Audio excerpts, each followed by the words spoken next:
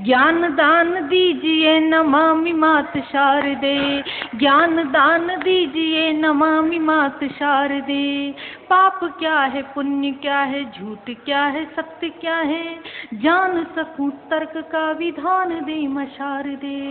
पाप क्या है, पुण्य क्या है, झूठ क्या है, सत्य क्या है, जान सकूं तर्क का विधान दे मां शारदे। उतावली हो सांस सांस जिसकी एक गंध को, अब तो पसीने को वो मान दे मां शारदे। मोल भाव भावना का जिसमें न लग सके, अब तो एक ऐसा हिंदुस्तान दे मां शारदे।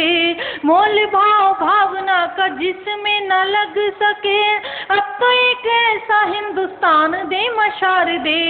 लेखनी के तीर लगे जालिमों के वक्ष पर, आंसुओं के दर्द की कमान दे मां शारदे, आंसुओं के दर्द की कमान दे मां शारदे। आदरणीय सेम वर्मा साहब, अभी भी कुछ लोग आ रहे हैं। जब से अमेरिका में 9/11 हुआ, भारतीय लोगों ने एक धारणा बना ली। उन्होंने देखा कि वहां वही लोग शांत हुए, मरे जो राइट टाइम पहुंच गए थे। वो सब बच गए जो लेट गए थे। कुछ लोग उसी लेट होने की प्रक्रिया में यहाँ आ रहे हैं, वो लेट नहीं होना चाहते। तो आप आए, बैठें, विराजें। ये पंडाल थोड़ी देर में पूरी तरह से भर जाएगा, इस बात की गारंटी है। स्थितियां बदल गई। वो अभी पाकिस्तान में बिल्ली के बच्चे हुए। उस बिल्ली के बच्चों की एक खासियत थी कि जैसे ही उनका जन्म हुआ, उन्होंने पाकिस्तान जिंदाबाद, भारत हाय हाय के नारे लगाए। पाकिस्तान जिंदाबाद, भारत हाय हाय। अधिकारी खुश हुए, मुशर्रफ जी के पास गए। मुशर्रफ जी से कहा कि चलिए हुजूर, देखिए बिल्ली के बच्चों ने क्या जन्म दिया है, आप देखिए क्या नारे लगा रहे हैं पैदा होते से ही, पाकिस्तान जिंदाबाद, भारत हाय हाय।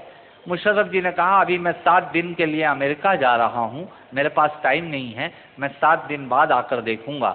7 दिन बाद जब वो आए, अधिकारी उनको लेके गए, तो वहां बिल्ली के बच्चों ने सुर बदल दिए। पहले वो बोल रहे थे पाकिस्तान जिंदाबाद, भारत हाय हाय, अब वो बोल रहे थे भारत जिंदाबाद, पाकिस्तान हाय हाय। मुशर्रफ नाराज हुए अधिकारी पे कि तुम मिथ्या भाषण करते हो, झूठ बोलते हो। अधिकारी ने कहा नहीं सर, वो हुआ ये कि ये बिल्ली के बच्चे हैं, 7 दिन में इनकी आंखें खुल गई। देश की आंखें खोलता है कवि सम्मेलन, काव्य यज्ञ। कविता का उद्देश्य देश में सोए हुए लोगों को जगाना है। जहां अखबार नहीं पहुंच पाते, जहां मीडिया नहीं पहुंच पाता, वहां कविता की ताकत पहुंच जाती है। कविता में 3 शब्द हैं, कविता। क कल्पना का, वी विचार का, ता तालमेल का। जब कल्पना और विचारों में तालमेल होता है, तब जाकर कविता संपादित होती है। मैं आपकी इस डेहरी पर, बालाजी की इस डेहरी पर, आपके शहर के एक दीपक को रखना चाहता हूं, जो पूरी खुददारी, पूरी ईमानदारी, पूरे स्वाभिमान से देश की बात करते हैं। भाई चंद्रशेखर त्रिपाठी को आवाज देता हूं। हिंदुस्तान में बैतूल की प्रसिद्धि इस बालाजीपुरम धाम के कारण हुई है। मित्रों, मेरा ऐसा सोचना है और हमारी आध्यात्मिक परंपरा यही कहती है कि पीढ़ी दर पीढ़ी जब पुण्य एकत्रित होता है और किसी पीढ़ी में वो पूंजीभूत होता है, तब कोई संतान ऐसा काम करती है जो सेम वर्मा जी ने किया।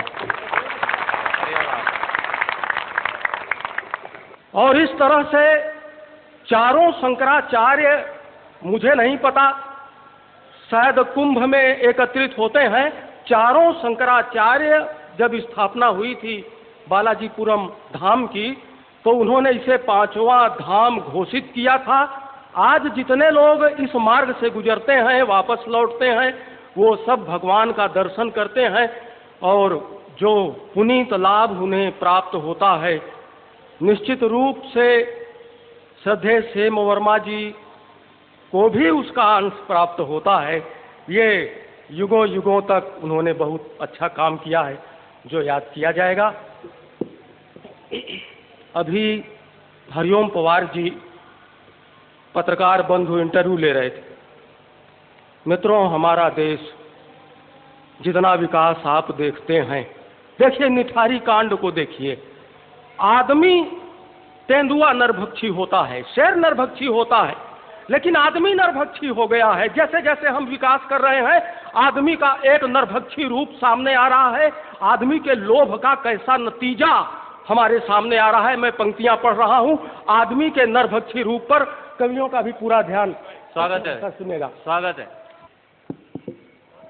नरभक्षी रूप पर पंक्तियां पढ़ रहा हूं आपके सामने। जन्म जब हमने लिया था देश में, इस भावनाएं प्यार की रुखी हुई थी, दूध की नदियां यहाँ सूखी हुई थी, कुछ फरेबी यहाँ मंसूबे हुए थे, जिंदगी से लोग सब ऊबे हुए थे, योजनाओं में शहर डूबे हुए थे, करने वाला काम अपना कर चुका था और कंस अबला देवकी को हर चुका था। बहुत बढ़िया। कंस अबला देवकी को हर चुका था। लाल के बिन लाल थी माएं यहाँ पर, रो रही थी सब यशोदाएं यहाँ पर। आज भी क्या घाव इनके भर गए हैं, दूध के बिन कृष्ण कितने मर गए हैं। क्या बात। आज भी क्या घाव इनके भर गए हैं, दूध के बिन कृष्ण कितने मर गए हैं। और हरिओम जी को समर्पित करता हूँ ये पंक्तियां, भाई साहब सुनिएगा कि भूख से बच्चे कहीं सोते नहीं हैं और दूध के तो दांत ही होते नहीं हैं। क्या बात है, क्या बात है। भूख से बच्चे कहीं सोते नहीं हैं, दूध के तो दांत ही होते नहीं हैं। हिंदुस्तान के 30 करोड़ जनसंख्या थी जब हिंदुस्तान आजाद हुआ। आज 30 करोड़ बेरोजगार हैं जिस देश में। उन बेरोजगारों के नाम ये पंक्तियां पढ़ता हूं कि भूखे बैलों से खींचेगा हल कहां तक, भूखे बैलों से खींचेगा हल कहां तक, बंद गोदामों में सारा आज भूसा है। माँ की छाती से सुनो है दोस्त, हमने दूध के बदले यहाँ पर खून चूसा है। खून की आदि है जिसकी चोंच वो पक्षी हुए हैं, इसलिए हम आज नरभक्षी हुए हैं। बहुत बढ़िया, बहुत बढ़िया, बहुत अच्छे। इसकी कोई तुलना नहीं। जैसे बोलते हैं ना बेखौफ, ऐसे ये है बैतूल। आज मैं सेम वर्मा जी आपके नाम को लेकर कुछ अध्ययन कर रहा था। सेम वर्मा, इसमें सेम अंग्रेजी का है। वर और माँ, जिस माँ ने वर दिया वो सेम सेम यदि कहीं आकर उतर गया है, वो बालाजीपुरम में उतरा है। देखिए, ताली बजाने से मच्छर मक्खी मर जाते हैं, कितनी बार हत्या होती है, पर कवि सम्मेलन में ताली न बजाने से कवि की हत्या हो जाती है। एक बार पूरा सदन हाथ उठाकर जोरदार तालियां बजाएं।